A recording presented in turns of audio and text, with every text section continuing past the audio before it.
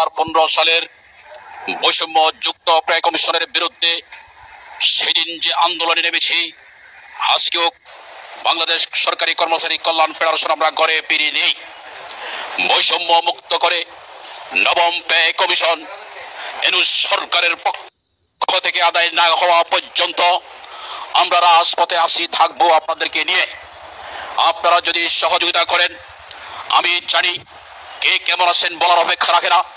আজকে এই মুহূর্তে বেতনে কারো 10 দিন চলে না, ছেলে মেয়েদের পড়াশোনা চলছে না, বৃদ্ধ পিতামাতার চিকিৎসা চলছে না, আমরা অসহায় অমানবিক জীবনযাপন নিয়ে আছি। এই সুবাদে আপনাদেরকে বলতে চাই, আমাদের ধারাবাহিকতায় বিতাড়িত সরকার 5% দিয়েছিল, পরবর্তীতে অন্তর্বর্তী সরকারের কাছ থেকে আমরা 20% আদায় করেছি। 20% থেকে বিতাড়িত সরকারের দেওয়া 5% মাইনাস করে 15% এখন আমরা গ্রহণ করছি। আমরা ভাবছি এই সরকারের আমলে যদি ব্যয় কমিশন আমরা আদায় করতে না পারি, নির্বাচিত সরকার যে আসুক না কেন, আমরা বিগত আগামী 10 বছরও আমরা আর কোনো কিছু পাবো না। তাহলে দেখা যাবে আমাদের দিকে সেই আমাদের উপরের গ্রেডে যারা আছে কখনো আমাদেরকে তাকাবে না। শুধু শোষণ আর শাসন ছাড়া আমাদের বাক্যে আর কিছু থাকবে না। প্রিয় ভাই ও বোনেরা, আপনারা দেখেছেন ব্যয় কমিশন গঠন করার পর আজকে ফেসবুকে নানান ধরনের দল আপনাদেরকে আমরা দেখতে পাচ্ছি। কোন দলের সশরীরে মাঠে আমরা দেখতে পাচ্ছি না। তারপর আমরা বলবো আমাদের 12 দলীয় জোট আমরা গঠন করেছি। এই জোট ছাড়া কেউ ব্যয় কমিশনের পক্ষে কথা বলে না। জোটের সাথে সমঝোতার মাধ্যমে পৃথক ভাবে আন্দোলন সংগ্রাম করার জন্য আমরা মাঠে নেমেছি। তার ওই স্রোত দ্বারাই আমরা কর্মসূচি 17 অক্টোবর আমরা দেখেছি।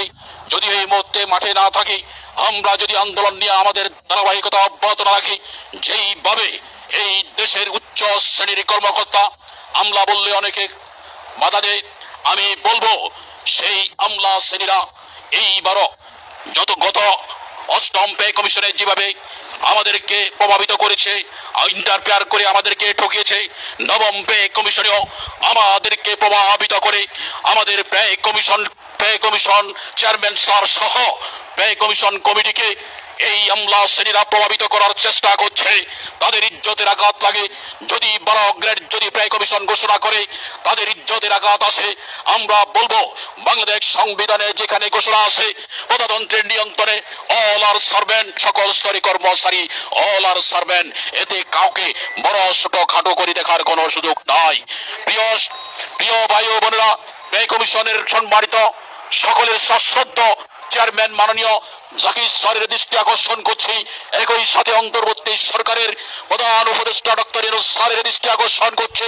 অনতি বিলম্বে 1:4 ধরে 12 গ্রেড নির্ধারণ করে সর্বনিম্ন 35,000 টাকা বেতন আমাদের নির্ধারণ করে আমাদের নভেম্বর এবং ডিসেম্বরের মধ্যে ঘোষণা অবশ্যই করতে হবে। আমরা দাবি করেছি, বিগত 5-10টি ব্যয় কমিশন আমাদের মিসিং হয়েছে। বিগত সরকারের 17 বছর বাজার নিয়ন্ত্রণ করতে পারেনি। আমরা ধার করে ঋণ করে আজকে আমরা সংসার চালিয়ে আসছি। একটু আগে আমাদের সাধারণ সম্পাদক ও বিষয়ক বলে গিয়েছেন, আমি 12 লক্ষ টাকা জিবি ফান্ডে ছিল, সেইগুলো উঠিয়ে খাওয়ার পরেও এখন অনেক ধার দেনা রয়েছে। আমি প্রধান উপদেষ্টা এবং ব্যয় কমিশনের সম্মানিত চেয়ারম্যান স্যারকে অনুরোধ করব, আমরা বিগত 17 বছর দ্রব্য মূল্য নিয়ন্ত্রণ করতে না পারার কারণে, সিন্ডিকেটকে নিয়ন্ত্রণ করতে না পারার কারণে দ্রব্য মূল্যকে নিয়ন্ত্রণ করতে পারেনি। কিন্তু প্রজাতন্ত্রের এই কর্মচারীদেরকে একটি পয়সাও বিগত 17 বছর কেউ বাড়িয়ে দেয়নি। আমাদের আজকে 10 দিন চলে না। আপনি ব্যয় কমিশন 2025 সালের 1 জুলাই থেকে ঘোষণা করতে হবে, অন্যথায় আমরা ঋণ শোধ করতে পারবো না। 2025 সালের 1 জুলাই থেকে যদি আমাদের ব্যয় কমিশন ঘোষণা না করা হয়, যে দার দেনা নিয়ে আমরা আসি, এই দার দেনাতে আমাদের জীবন আরো বিষাক্ত হয়ে যাবে, অতিষ্ঠ হয়ে যাবে। এই আহ্বান আমি ব্যয় কমিশনের মাননীয় চেয়ারম্যান এবং অন্তর্বর্তী সরকারের মাননীয় আমাদের প্রধান উপদেষ্টা মাননীয় ডক্টর ইউনূস স্যারকে অনুরোধ জানাবো। একই সাথে আজকে আপনাদেরকে যেভাবে এখানে স্বতঃস্ফূর্তভাবে পেয়েছি, আমি অনুরোধ করব আমাদের ফারুক ভাই, আমাদের রাহুল করিম সহ আমাদের 4th শ্রেণীর নেতৃত্বে, আমাদের হরিজন সম্প্রদায়ের সভাপতির নেতৃত্বে আগামী 17 তারিখ সকাল 8টার মধ্যে এখান থেকে প্রস্তুতি গ্রহণ করে কমপক্ষে কৃষি সম্প্রসারণ অধিদপ্তর থেকে আমরা 200 থেকে 300 লোক দেখতে চাই। আপনাদের ব্যানারের মাধ্যমে এই আহ্বান করছি।